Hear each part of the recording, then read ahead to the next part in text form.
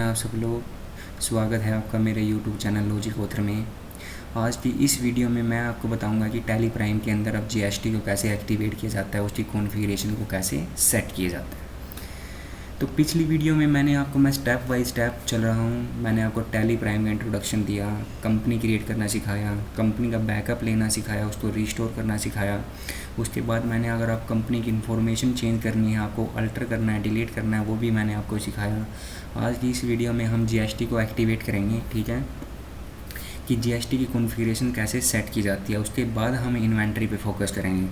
तो देन आप क्या करोगे, कंपनी को ओपन कर लीजिए।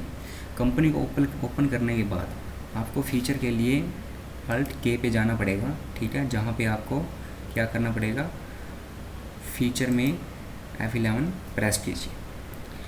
शो मोर फीचर पे अभी नहीं जाएंगे, अभी हम इसको नो रखेंगे, इन्वेंट्री को भी अभी नो रखेंगे, लेकिन जीएसटी को अब यहाँ पे हम क्या करेंगे, यस करेंगे। यस कर लीजिए। जीएसटी पे आपके सामने एक पॉपअप खुल के आएगा जिसमें आपको अपनी स्टेट को सिलेक्ट करना है। हम हरियाणा सेलेक्ट करेंगे।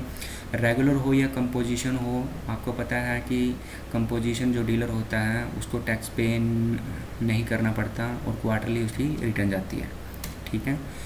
असेसी ऑफ अदर टेरेटरी, देखिए असेसी ऑफ अदर टेरेटरी का मतलब है कि मान लीजिए दिल्ली जो महानगर है हमारी, ठीक है, जो यूनियन टेरेटरी है, अगर आप उनका पार्ट हो तो आप यस करोगे, नहीं आप नो करोगे।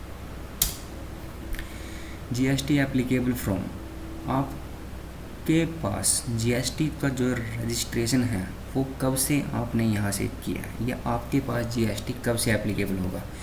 यहाँ मैं जीएसटी एप्लीकेबल कर रहा हूँ 1 अप्रैल 2021 से, क्योंकि मैं बिज़नेस वहीं से, कंपनी वहीं से क्रिएट किया, तो बिज़नेस मैंने वहीं से स्टार्ट किया। यहाँ पे जीएसटी नंबर डाल दीजिए, फेक भी डाल सकते हो, ठीक है, या वो किसी से मैच भी हो जाएगा या वो फेक भी हो जाएगा, ठीक है।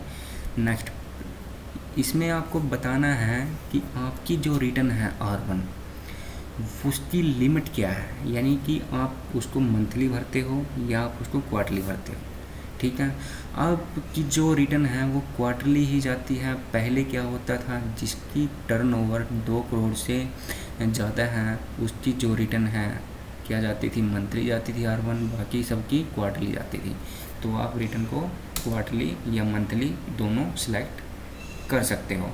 तो मैंने अपना टर्नओवर ज़्यादा लिया है तो मैं मंथली सेलेक्ट कर रहा हूँ, नहीं अगर आपका टर्नओवर ज़्यादा नहीं है तो आप क्वार्टरली सेट कर लोगे।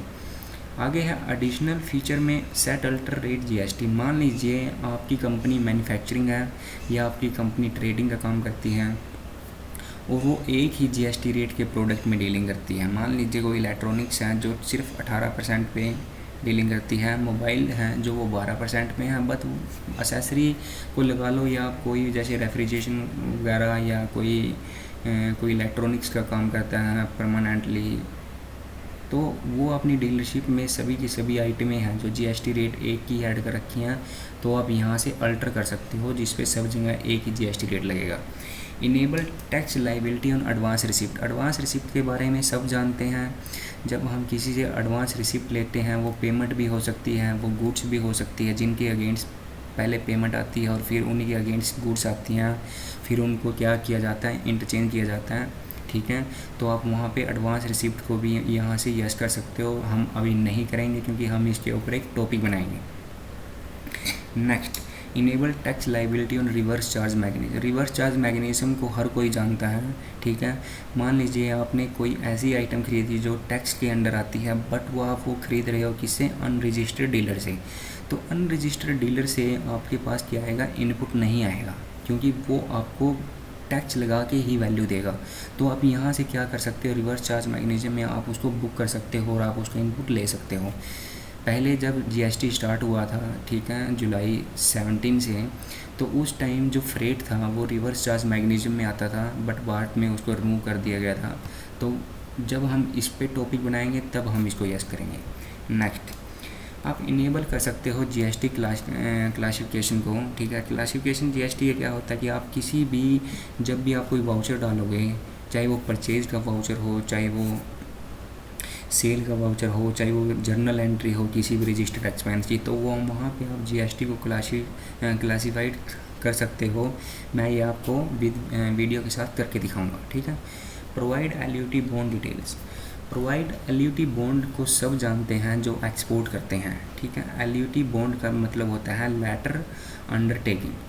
लेटर ऑफ अंडरटेकिंग क्या होता है, मान लीजिए आपने कोई ऐसी कंपनी आप चला रहे हो जिसमें आप इनपुट नहीं ले सकते, या आप ऐसी कोई चीज़ आपने ले ली जिसका आपने आउटपुट तो दे दिया बट आपने इनपुट आप उसका क्लेम नहीं कर पाए। मान लीजिए आपने 10 लाख रुपए का माल खरीदा और वो माल बना 10 लाख प्लस 18% GST यानी कि 11,80,000 का, और वो आपने एक्सपोर्ट कर दिया। एक्सपोर्ट में आप GST नहीं लगा सकते, ठीक है।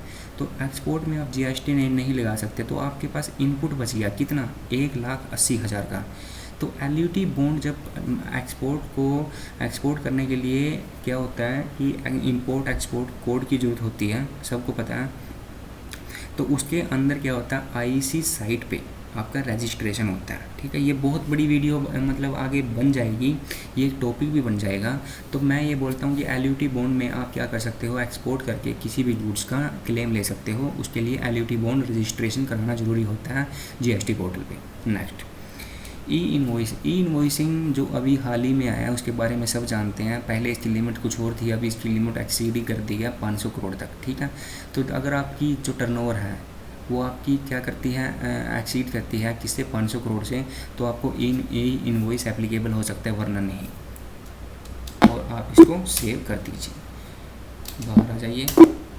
अब GST आपका सेव हो चुका है, ठीक है। अब कोई भी आइटम क्रिएट करोगे, कोई भी मास्टर क्रिएट करोगे, तो वहाँ पे आपको GST की डिटेल वगैरह देनी पड़ेगी। तो आज की इस वीडियो में आपने सीखा कि GST को कैसे एक्टिवेट कर सकते हैं हम टैली प्राइम के अंदर, उसकी क्या क्या कॉन्फ़िगरेशन, क्या क्या फीचर थे जिसके बारे में मैंने आपको बताया। तो आज की इस वीडियो में बस इतना ही। प्लीज़ वीडियो को प्यार दीजिएगा, लाइक कीजिएगा, शेयर कीजिएगा। बहुत अच्छी वीडियो बनाई है मैंने GST के ऊपर, और प्लीज़ मेरे चैनल को सब्सक्राइब कीजिएगा। Thank you very much.